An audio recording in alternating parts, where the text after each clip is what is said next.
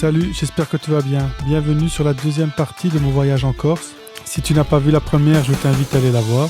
Pour petit rappel, je viens de m'arrêter à Saint-Florent après avoir fait le Cap Corse. Et ici, direction l'île Rousse.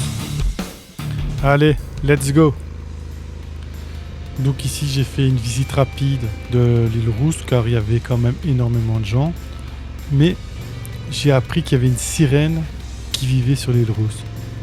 Bien sûr, de là, ça a attiré ma curiosité et j'ai voulu la voir, même s'il paraît que c'est assez dangereux. Car selon la légende, son chant attirait les marins pour faire couler leurs bateaux. Donc on est loin de l'histoire Ariel la petite sirène. Si toi aussi tu veux la voir, n'oublie pas les bull cases. Mais en cas où tu aurais trop peur d'y aller, je te mets une photo. Petite info utile, il paraît qu'elle chante juste la nuit. Donc viens la voir en journée. Allez, c'est parti pour Calvi, qui est l'une des plus belles villes de Corse. Me voilà à Calvi. Tu sais que Calvi a une histoire très intéressante avec sa citadelle. Pour la petite histoire, elle a été construite par les Génois entre le XIIIe et XVIe siècle et Calvi a été l'une des dernières villes corses qui a résisté à l'invasion. Là, tu peux voir la citadelle qui est vraiment au centre de la ville. Donc pour revenir à l'histoire, elle est tombée avec Bonifacio à la fin du XVIIIe siècle. Mais Calvi est toujours resté fidèle à ses principes. D'ailleurs, on peut retrouver la phrase datant de l'époque génoise à l'entrée de la citadelle. Civitas Calvis semper fidelis. En gros, la cité calvaise, toujours fidèle. Honnêtement, ça reste très intéressant à visiter. Donc si tu aimes bien tout ce qui est citadelle, monument, ville, tu es obligé de t'arrêter à Calvi. Et pour t'aider à te décider, je te mets une photo vue du drone. Au moins tu vois vraiment à quoi ça ressemble. Donc comme tu l'as bien compris, si tu en as la possibilité, inclus Calvi dans ton road trip. Allez, c'est parti pour Porto Ota en passant par Scandola. Allez, honnêtement, regarde-moi ce paysage de malade. Tout ce que je vois est beau.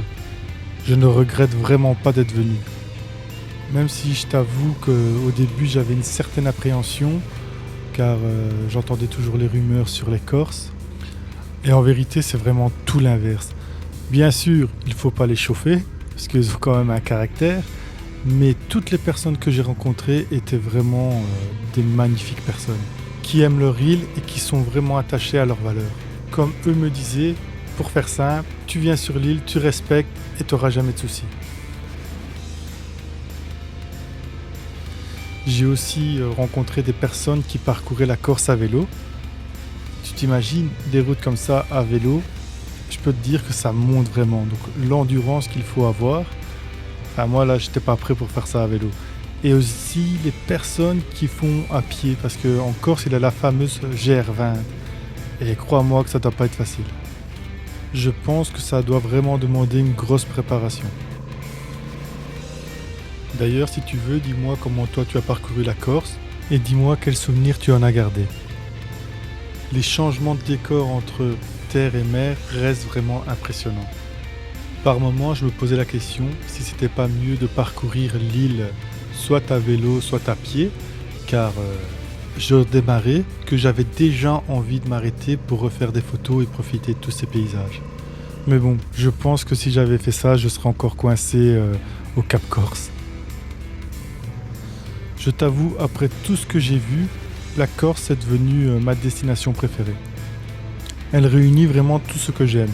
L'école, les paysages, les virages et même quelques légendes qui ont réussi à m'effrayer. Allez, je te fais un petit speech tout préparé. Ici, j'arrive à Scandola, qui est un site naturel qui possède également sa part de mystère et de légende, mais surtout connu pour sa beauté unique et son statut protégé. À savoir que la réserve naturelle de Scandola est inscrite au patrimoine mondial de l'UNESCO en raison de sa biodiversité exceptionnelle et de ses paysages. Scandola, c'est des paysages dominés par des falaises abruptes, des grottes marines et des formations rocheuses. D'ailleurs, si tu y es de passage, je te conseille c'est de prendre le temps d'aller faire la visite en bateau. Ça reste vraiment exceptionnel et là tu auras des vues que tu ne sais qu'à voir justement en bateau. Pour la petite légende locale de Scandola, le récit parle de trésors enfouis ou de créatures mythologiques. L'une des histoires les plus populaires parle de l'existence d'un trésor caché dans les grottes de Scandola. Un trésor laissé par les pirates ou des corsaires. Certains disent même que la réserve aurait été un repère pour des personnages mystérieux tels que des sorciers. Donc là, à toi de découvrir si c'est vrai ou pas. Après cette magnifique légende, je te montre ce magnifique paysage vu du ciel. Si la vidéo te plaît, appuie sur la petite cloche, l'abonnement et le petit pouce, ça me ferait plaisir.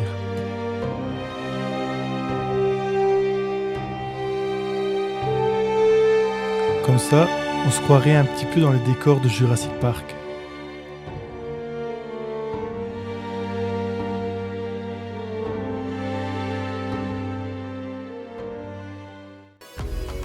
Allez, dernière ligne droite pour arriver à Porto. Comme tu peux voir, on est toujours dans des décors et paysages sublimes. Ça reste vraiment des routes et des décors splendides. Et la magie de Corse, ça reste encore ces moments où tu rencontres des animaux comme ça sur la route. Désolé pour l'image, j'avais quelques gouttes de pluie sur la caméra, mais je tenais comme à vous montrer les passages que moi je trouve uniques.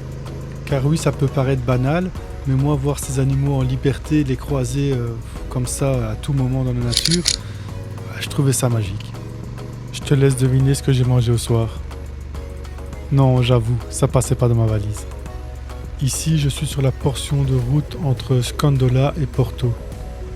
Ça reste vraiment magnifique. Je pourrais faire cette route vraiment tous les jours sans me lasser.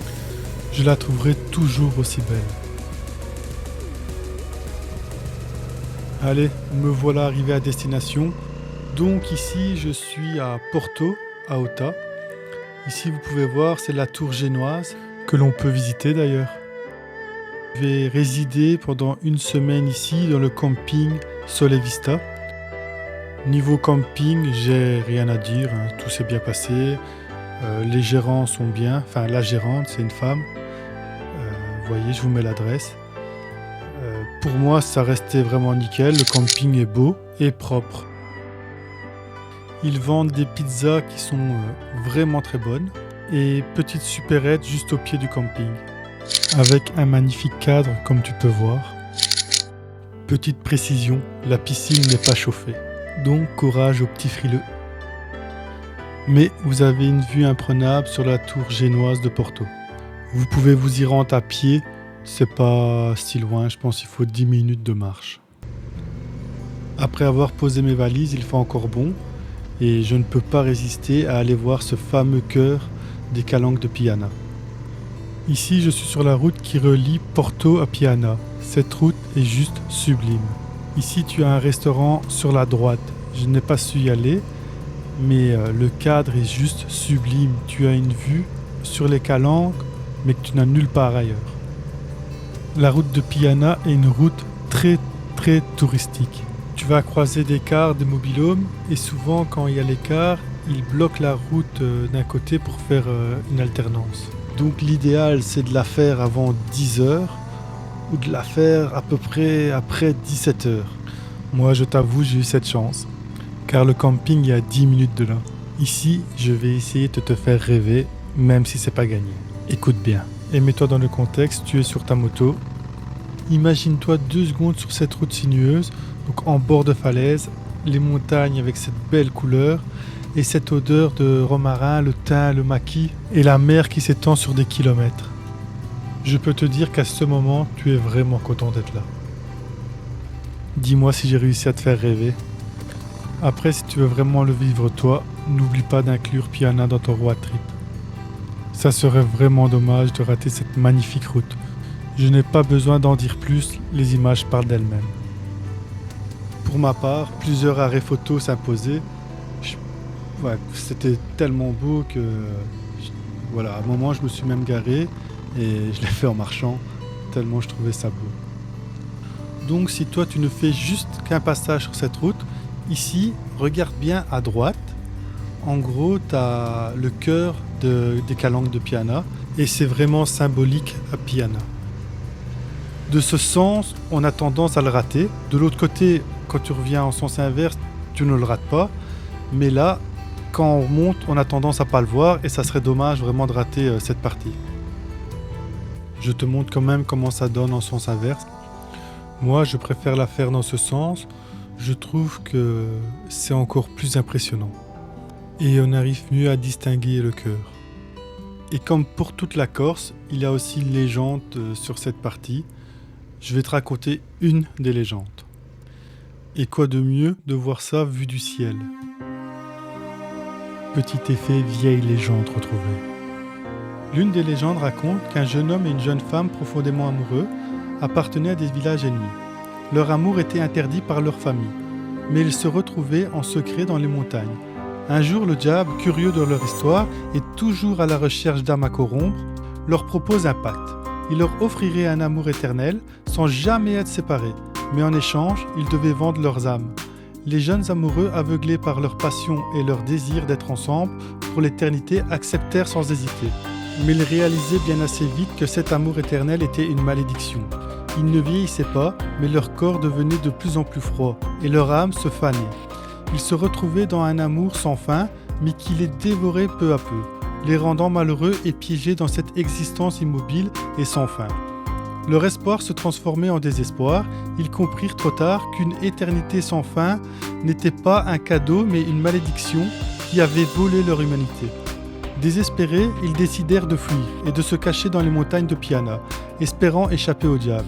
Mais celui-ci fut furieux de leur tentative de fuite et les poursuivit jusqu'au sommet de la falaise.